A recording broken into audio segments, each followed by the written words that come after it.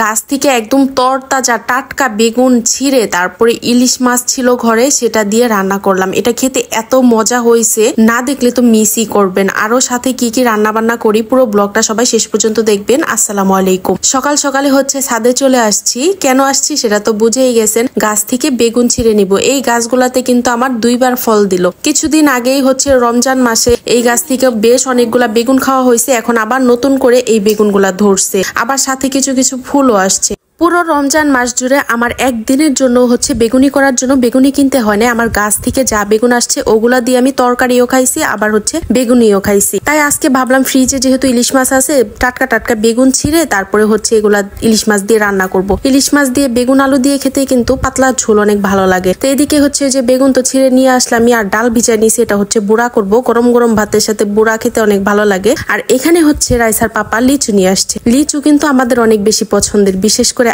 আমার জন্য বিশেষ করে লিচুটা রাইসার পাপা নিয়ে আসে। আর এখানে হচ্ছে 100 পিস লিচু ছিল, তো সেগুলো হচ্ছে আমি সবগুলা কেটে নিতেছি, জোপা থেকে কেটে তারপরে ফ্রিজে রেখে দেবো। যেহেতু সবগুলা লিচু তার একসাথে খাওয়া হবে না, তাই ফ্রিজে রেখে দিলে একটু টাটকা টাটকা থাকবে। ইদানিং হচ্ছে লিচু আর আমটা আমার বাসায় অনেক বেশি আসবে, কারণ এই সিজনটাতেই হচ্ছে লিচু আর আমটা আমার বাসায় ঘন ঘন আনা হয়। লিচুটা আমার পছন্দ, আবার রাইসা আম লিচু দুইটাই পছন্দ করে। কিছু লিচু হচ্ছে আমি ঝুড়িতে রাখলাম, এগুলো আপাতত ফ্রিজে রেখে দেবো। আর কিছু একটু ফাটা ফাটা ছিল, এগুলো বাহিরে রাখলাম, এখনই খাওয়া হয়ে যাবে। আর এখানে রাইসা বুড়ি হচ্ছে একদম কচি কচি কিছু বেগুন ছিঁড়ে ফেলছিল, সেগুলাই হচ্ছে কেটে নিতেছি। ইলিশ মাছের সাথে এই কচি কচি বেগুনগুলো আলু দিয়ে ঝোল করলে খেতে বেশ ভালো লাগবে।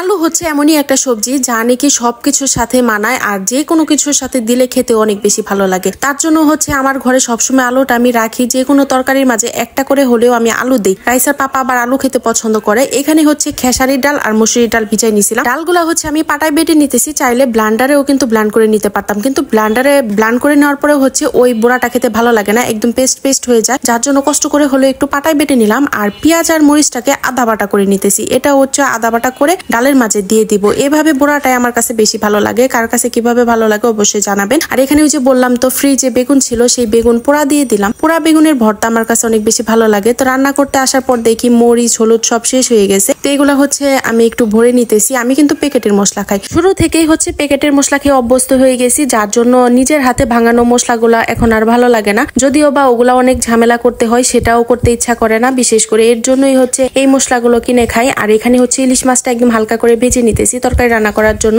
তো এদিকে হচ্ছে আলু আর বেগুনটাকেও আমি হালকা করে ভেজে নিব। সবকিছু হচ্ছে আজকে ভেজে তারপর তরকারিটা রান্না করব। আর এভাবে সবজি ভেজে তরকারি রান্না করলেও কিন্তু সেই তরকারিটা খেতে আরো বেশি ভালো হয়। এদিকে আমার সবজিগুলা ভাজা হয়ে গেছে। তরকারি রান্না করার জন্য কিছুটা পরিমাণ পেঁয়াজ ভেজে নিলাম। আর হচ্ছে মশলার পরিমাণ তো দেখতেই পাচ্ছেন, একদম সামান্য পরিমাণ করে দিয়ে দিলাম, যেহেতু পাতলা ঝোল করে রান্না করব। আর ইলিশ মাছের মাঝে হচ্ছে খুব একটা মশলা না দিলেও চলে। তো এদিকে মশলা সবকিছু দিয়ে আলু দিয়ে দিলাম। আলুগুলা হচ্ছে মশলার সাথে একটু ভালো করে কষিয়ে নেব, যেহেতু বেগুন একদম সেদ্ধ হয়েই গেছে, তার জন্য আলুটা আর একটু কষিয়ে নিলাম। কষানো মশলা আর আলুর মাঝে হচ্ছে ভেজে রাখা মাছ আর বেগুনটাকে এখন দিয়ে দিলাম, একটু নাড়াচাড়া করে ভালো করে মিশিয়ে তারপরে হচ্ছে ঝোলের পানিটা দিয়ে দিব। ঝোলের পানিটা হচ্ছে আমি পরিমাণ মতো দিয়ে দিব, খুব একটা বেশিও দিব না, খুব একটা কমও দিব না। যেহেতু আমার সব সবজি হচ্ছে সেদ্ধ হয়ে আছে, তার জন্য হচ্ছে ঝোলটা খালি ফুটিয়ে নেওয়ার জন্য পানি দিয়ে দিলাম। আর এদিকে হচ্ছে বোড়া ভাজার জন্য বোড়াগুলা সব রেডি করে নিতেছি। ভাত প্রায় রান্না হয়ে গেছে। আর এদিকে দুই ভাবে বোড়া ভাজবো, একটা হচ্ছে ঝাল ছাড়া আর একটা ঝাল দিয়ে। রাইসা বুড়ি যেহেতু ঝাল খাবে না, তার জন্য ঝাল ছাড়া ওর জন্য ভেজে নেব। আর এদিকে আমার তরকারি রান্নাটা হয়ে গেছে। উপরে আর কোনো মশলাই দেবো না, ইলিশ মাছ যেহেতু,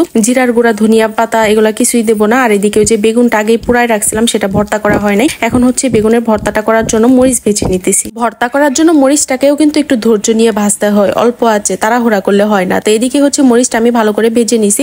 ভর্তা করার জন্য পেঁয়াজগুলো আমি কুচি কুচি করে আগে থেকে কেটে নিয়েছিলাম। পেঁয়াজ আর মরিচটাকে ভালো করে চটকিয়ে নিতেছি। তারপরে হচ্ছে এখন একটু সরিষা তেল দিয়ে দিলাম। সরিষার তেলটা একটু বেশি করে দিছি, সরিষা তেল ভর্তাতে বেশি দিলে আমার কাছে বেশি ভালো লাগে। তো এদিকে ভালো করে মাখিয়ে নিলাম। এখন হচ্ছে ভর্তাটা বাটির মাঝে রেখে দিব। আর এইভাবে গরম গরম ভাতের সাথে ভর্তাটা খেতে কিন্তু অনেক বেশি ভালো লাগে। পোড়া বেগুনের ভর্তাটা গরম গরম ভাতের সাথে কে কে পছন্দ করেন অবশ্যই কিন্তু কমেন্ট করে জানাবেন। আর এদিকে রাইসা বুড়িকে তো বোড়া আগে ভেজে দিছি, আর এখন হচ্ছে আমরা খাওয়ার জন্য ভেজে নিতেছি। রাইসার পাপাও এসে গেছে। অনেকটা টাইম হচ্ছে কারেন্ট চলে গেছে, কারেন্ট না থাকার জন্য হচ্ছে রাইস কুকারে ভাত রান্না করতে পারি না, গ্যাসের চুলাতেই হচ্ছে আজকে ভাতটা রান্না বসাই দিছি। আর এদিকে হচ্ছে বোড়াগুলা ভেজে নিতেছি। বোড়া আর পেঁয়াজুর মাঝে অনেক বড় পার্থক্য আছে। লাগছে। বুড়া হচ্ছে অল্প তেলে ভাজতে হয় আর পেঁয়াজও হচ্ছে ডুবো তেলে ভাজতে হয়। পেঁয়াজের পরিমাণ একটু বেশি দিতে হয়, বুড়াতে কম দিলেই হয়ে যায়। আর এদিকে ভাজার পরে অর্ধেক কিন্তু বুড়া শেষ হয়ে গেছিল, রাইসার পাপা গরম গরম খেয়ে নিছে। আর এদিকে ভাতটা নামিয়ে হচ্ছে গরম গরম ভাতের সাথে আমি বুড়া খেয়ে নিতেছি। সাথে ছিল পোড়া বেগুনের ভর্তা আর ইলিশ মাছের তরকারি। কোনটা রেখে কোনটা খাবো আর কোনোটার সাথে কোনোটার তুলনা করা যাবে না, সবগুলা খাবারই অনেক মজাদার ছিল। এই ছিল আজকে রান্নাবান্নার ভিডিওটা কেমন লাগলো অবশ্যই জানাবেন, লাইক কমেন্ট শেয়ার করে দিবেন, পেজটা ফলো দিয়ে দিবেন। ইউটিউব চ্যানেল থেকে দেখে থাকলে চ্যানেলটা সাবস্ক্রাইব করে দিবেন। আজকের মতো ভিডিওটা এখানেই শেষ করছি। আল্লাহ হাফেজ, ভালো থাকবেন সবাই।